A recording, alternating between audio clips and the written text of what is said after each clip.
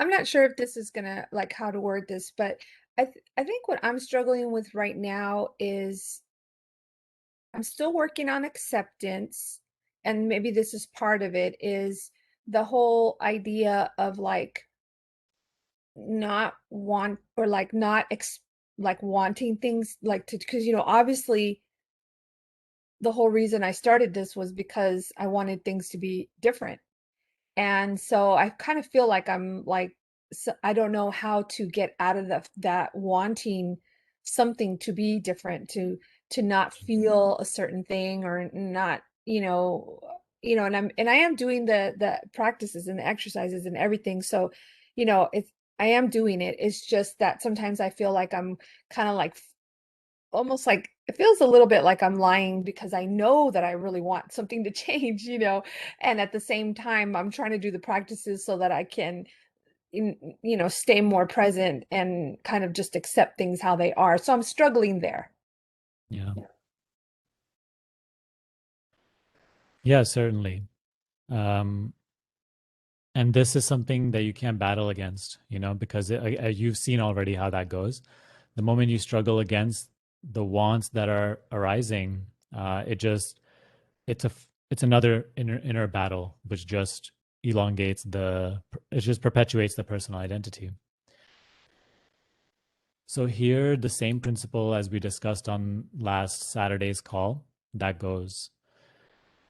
It's not to let go of wanting.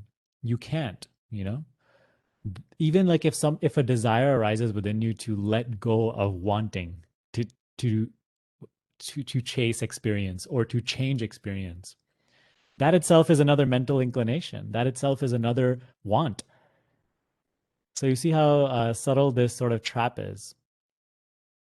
Someone tells you, or you read in a book, it's wise to have no desire or not want.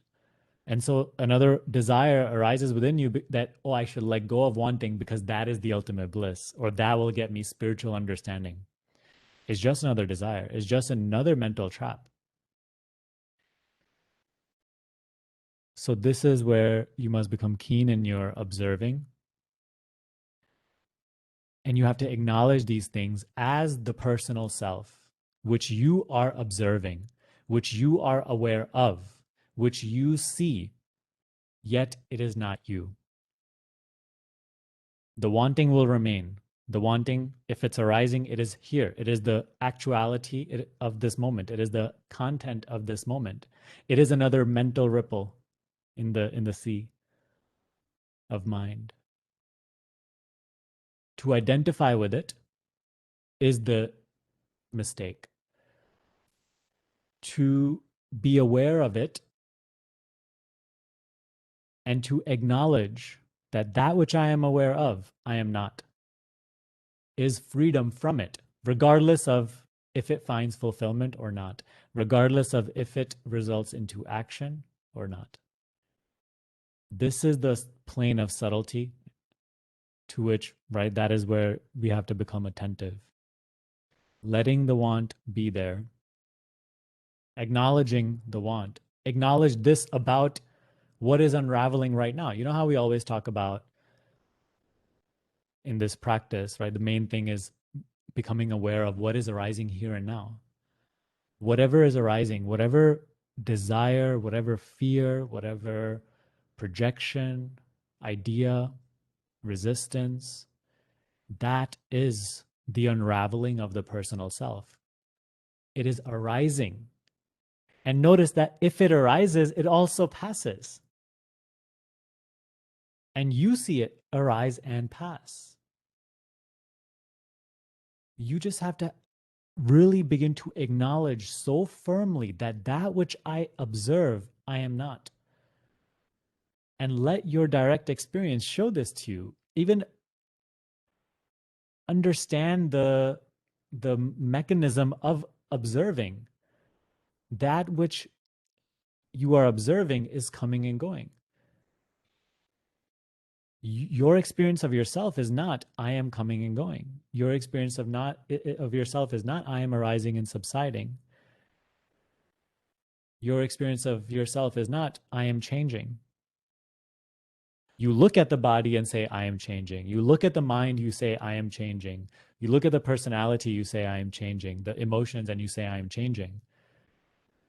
But that is the inquiry. You see, that is the main, one of the main practices of Advaita Vedanta, which is the seer and the seen. Look that the seer does not change.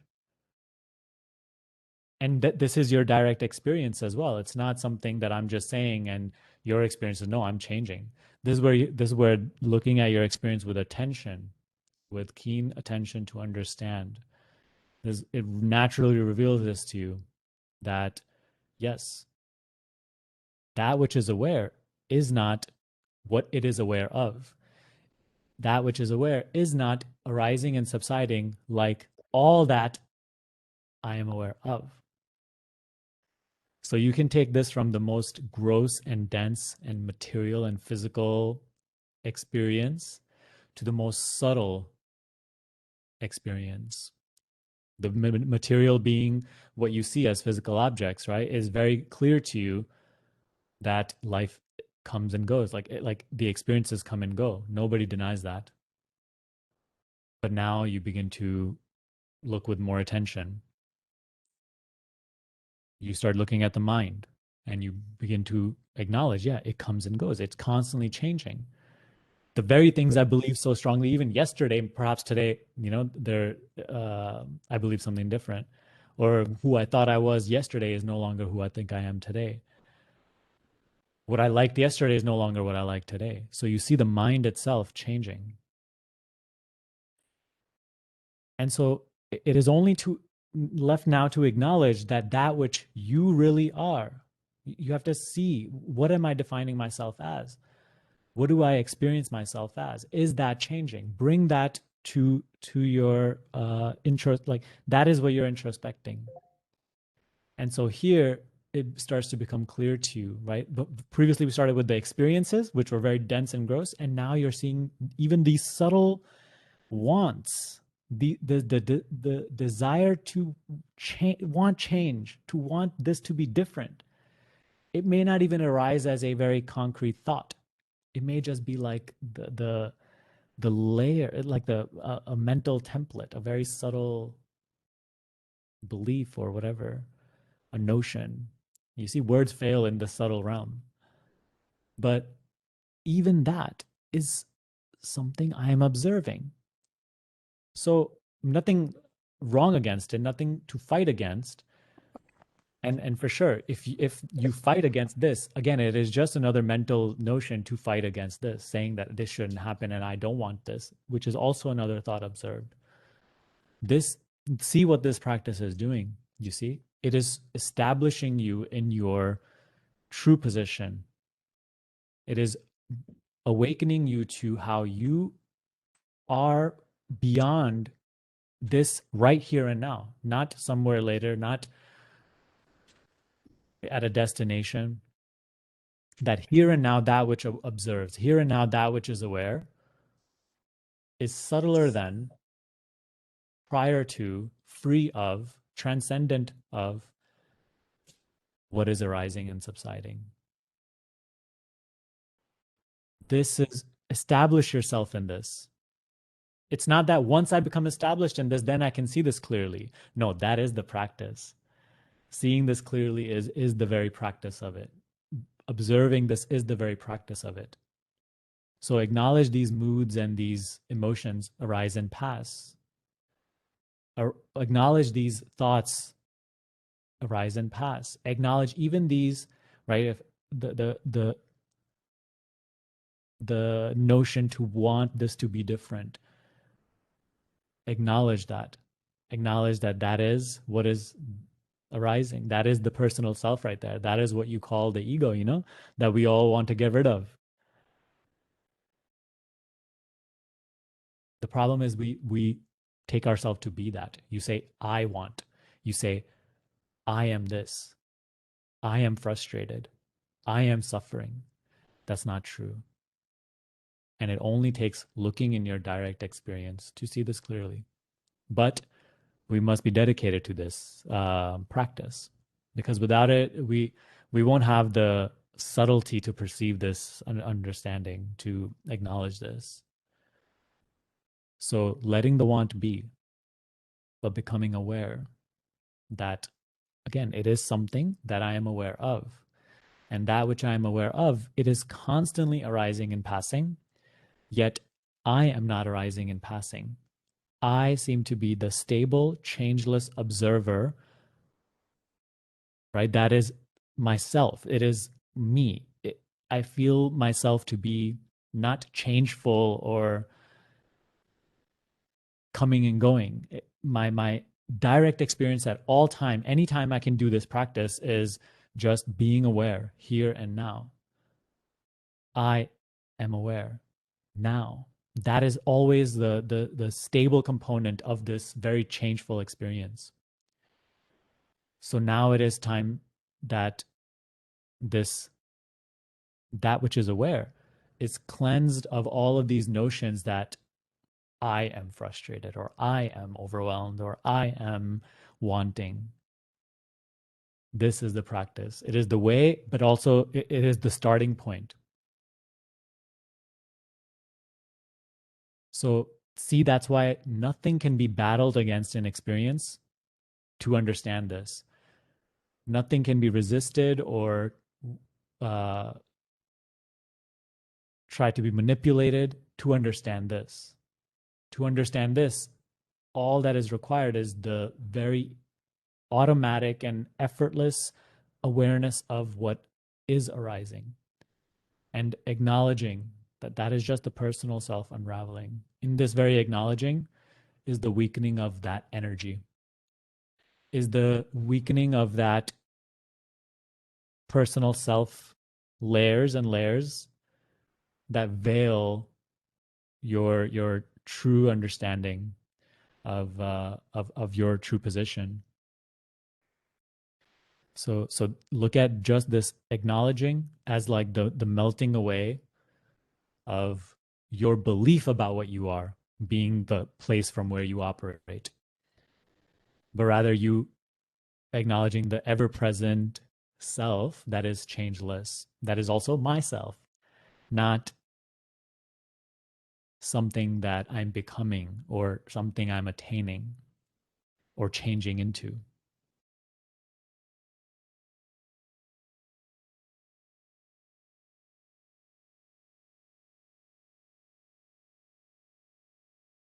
Okay.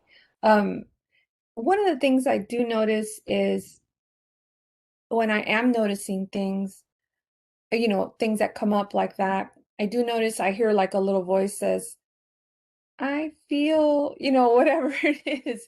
And then I'm thinking, should I even be saying I feel or just notice that I'm saying I feel? Because if I'm following what you're saying, it's not the I that's feeling, it's just a feeling, right? Yes. Okay. Even that which says I am feeling is Right. also, notice how that is a thought that is seen to arise and subside. The Right. seeing of it is not saying anything. It's not offering any commentary. Right. And you are the seeing. Got it. So not establish yourself in that seeing, but acknowledge that you are that you are established as that seeing. And this play of you being this thought that's saying this or feeling that's feeling, that will stop. That will start to be, you know? Right. Right. I think that sometimes where I get caught up in is I feel like I already felt this or I already noticed this and it's still here and it's still the same and it still hasn't changed and it's like I know that that's what I'm working on right now, so like I know that that's also a thought, or maybe that's what it is that also that's also a thought, I guess, then that's coming up and trying and saying something, right? Is it perceived? Is this something you are aware of? Yeah, Then like I mean, yes. yeah, Then because yes, that is the personal self. That is what you call the ego self. right. And it's always changing its mind, claiming to be you. It's always offering opinions, claiming to be you. And it does it so well.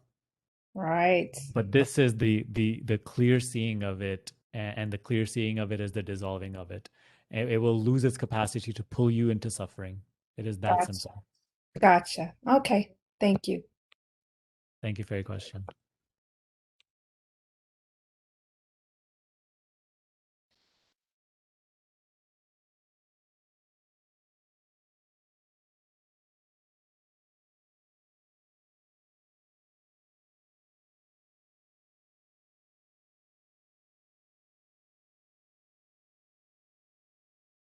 Ivan said, often I get myself caught into multiple future projections that cause anxiety. What is the best strategy to get out once you find yourself deeply caught into catastrophic thinking?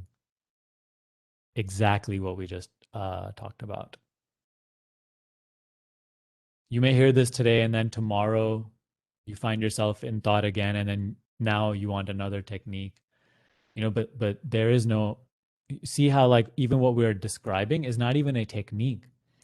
It is just it is just acknowledging this very fact about your existence.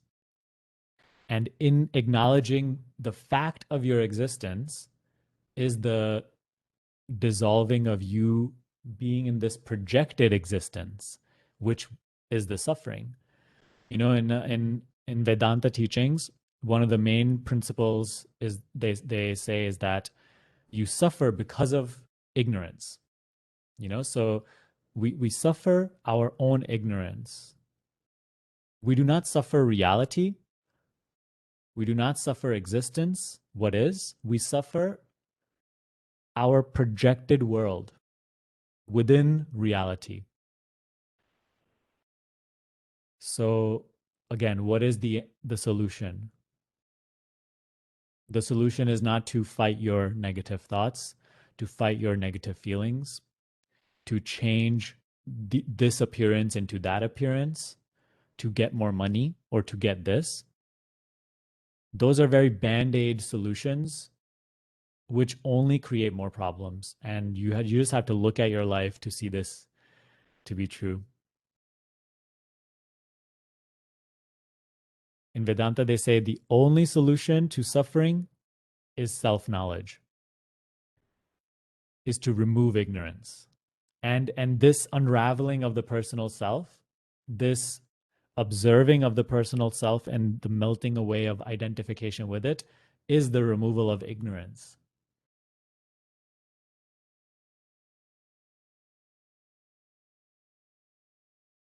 So no matter how caught up you are in your current uh, dream of thinking or whatever of the future, in any moment of acknowledgement, in any moment of remembering the pointer or the practice that we are talking about, in any moment of awareness, just come back to factual existence. Come back to what is fact about your experience here and now. What you are thinking of is projection. The ideas you are lost in are projection. What you are even afraid of is projection. But the fact is the here and now knowing of even this projection and whatever experience is present. We must return to the very fact, I am aware. And so the same advice that we just spoke about, how to again and again see that which appears and disappears in front of you, that which arises and subsides, not in front of your eyes, but in front of you. Because there are plenty of things that the eyes don't see, like what you are just talking about. The eyes don't see your future projections. It is subtler than what the eyes can see. The images in mind and the ideas and notions in mind is something you see, but the eyes don't see. So whatever is arising in front of you, not your eyes, you, and subsiding, coming and going. It can be called experience, but it cannot be called you. You are nowhere to be found in that. Look at yourself as the onlooker. Your job is just watching. And the watching itself is the only thing, is the only spiritual practice. In watching, in watching with right this pointer, this hypothesis, you begin to clearly see that truly the realm of what we call physical experience is arising and passing, very changeful. Nothing can be clinged on to, and I'm not there. I'm not that. But also, even the realm of what the eyes cannot see, the thought and emotion, the feelings, the sensations, even I am nowhere to be found in there. I am not inside any idea of what I am. I am that which sees this thought, which contains within it the idea of what I am. When you just come back to the fact of seeing and acknowledging your own changelessness,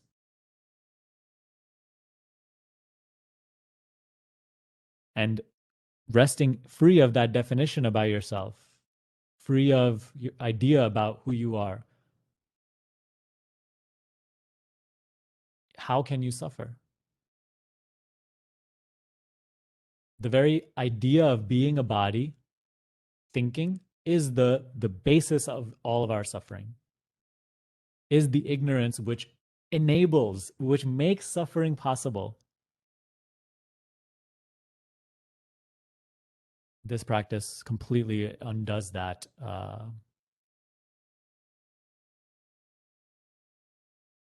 whole paradigm.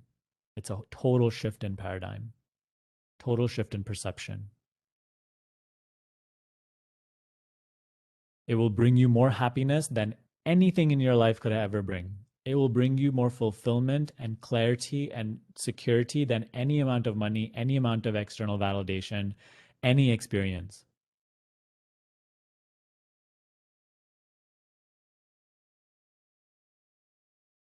So that is why I say we must truly just devote ourselves to these pointers if they resonate, right? If they don't resonate, by all means, throw them in the trash. No one's asking you to follow this. And, it is through your own resonance that, you feel like there's something truthful. There's something about this that even perhaps my little bit of practice has really brought me some fruit. So through your own resonance, right? Really devote yourself to that.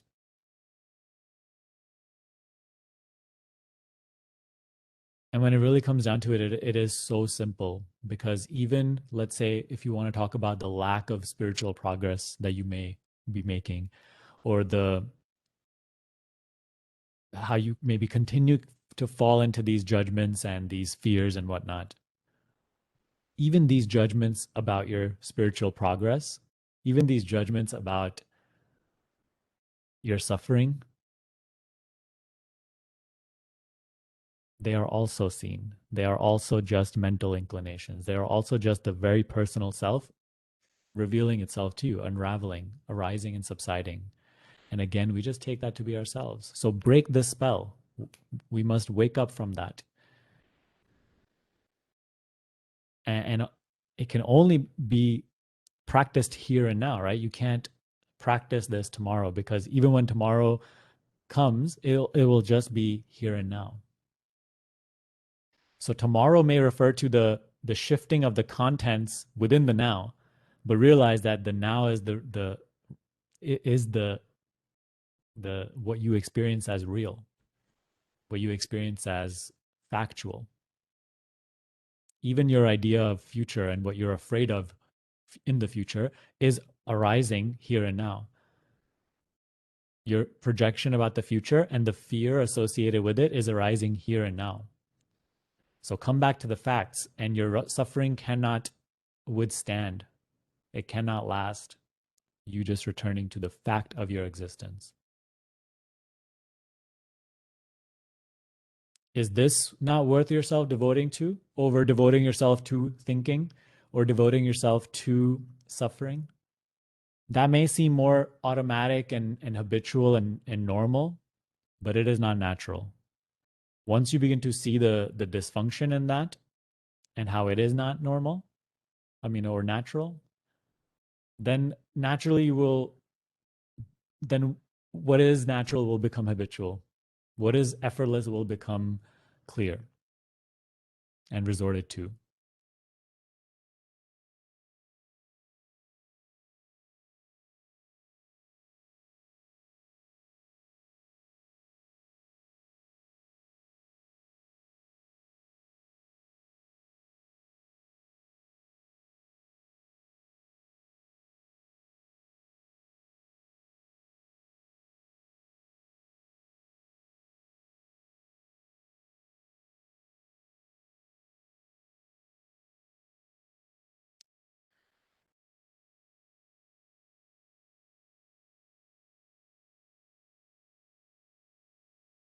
You say, move attention away from thinking and focus on sensation.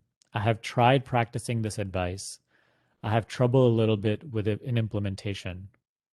Care not for these concerns. Stop believing in these programs. This is an entire program that arises. In any given moment, just do your best to acknowledge this.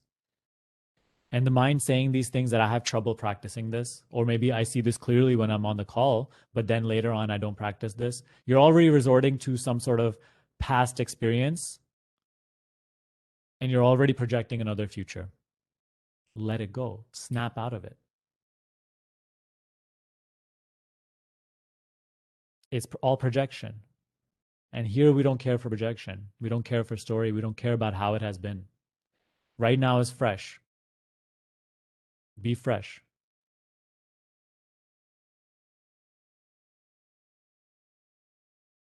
And acknowledge even the thinking, the thought. We can also term that a sensation. So in the beginning, we start off like, okay, oh, there are thoughts and there are these sensations and there's feelings and there's images and there's no. Look at, like the subtlest, a subtle pointer is look at everything as just a sensation arising and passing. A thought is a sensation which has within it a story. Just no longer open up that sensation and go into the story.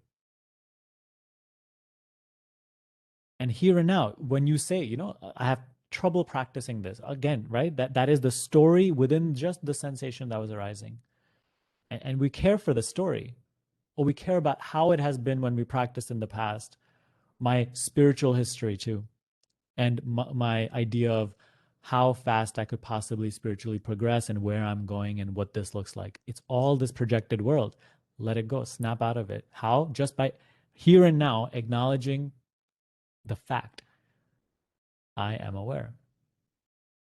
And whatever you are aware of, continue to acknowledge it as, right, the sensations arising and passing.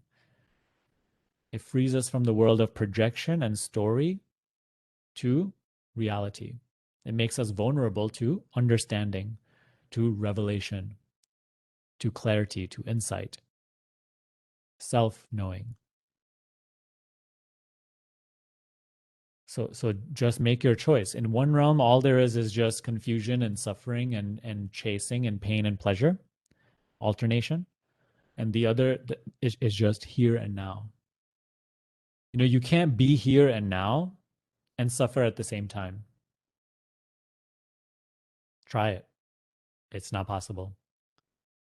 You can't be awake to yourself. You can't be aware of yourself and suffer at the same time. Try it out. So once you find this sublime medicine, why seek anything else? Why be so interested in suffering? And anything here and now that's saying, oh, but it's just so automatic and I fall into, again, acknowledge that program and where it's trying to take you and how it's trying to color your experience. Care not to open up that packaging and buy into that story. Are you willing to be that fresh here and now? Or do you want to live in the realm of story and ideas about what I am, about what life is?